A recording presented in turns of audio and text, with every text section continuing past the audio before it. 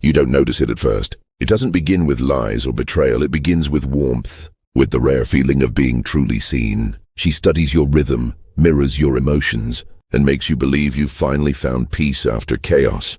But that feeling is the doorway, because once you open it, you hand over the keys to your soul without realizing it.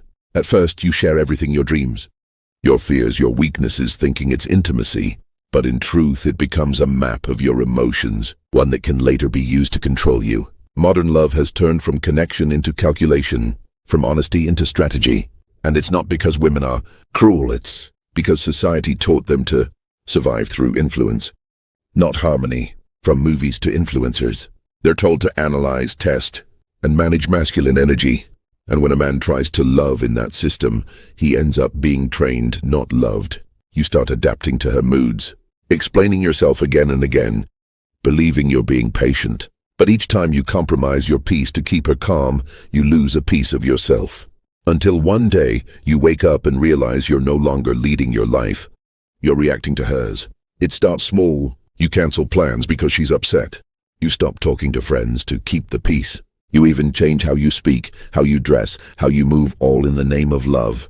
But love that demands you shrink isn't love. It's control disguised as care. Men are taught that avoiding conflict means maturity. But silence isn't peace, it's slow destruction. Each apology you make just to stop an argument teaches her that your boundaries are flexible.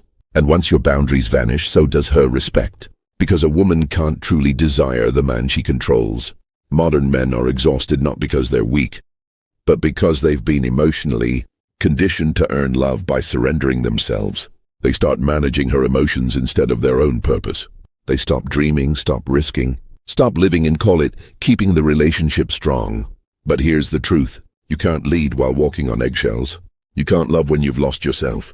The real freedom begins when a man stops chasing validation and starts guarding his peace. Detachment isn't coldness, it's clarity. It's saying, I choose you, but I don't need you to stay whole. When a man learns to stand calm, grounded, unbothered, the game changes. He no longer reacts, he observes. And that's when power returns, not power over her, but power over himself.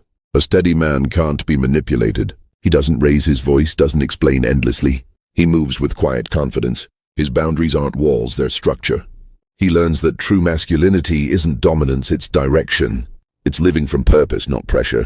He doesn't fight chaos. He transforms it by refusing to play its game. And that transformation makes him rare. Women feel it. Some are drawn to it. Others are exposed by it, because calm men reveal chaos. And in that reflection, everyone is forced to grow.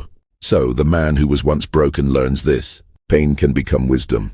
Loss can become leadership. And silence, when chosen with strength, becomes power. When he stops living for approval and starts living for purpose, he becomes what the world has forgotten. A man who cannot be drained, cannot be bent, because he finally remembers who he is. Please subscribe my YouTube channel. Thanks.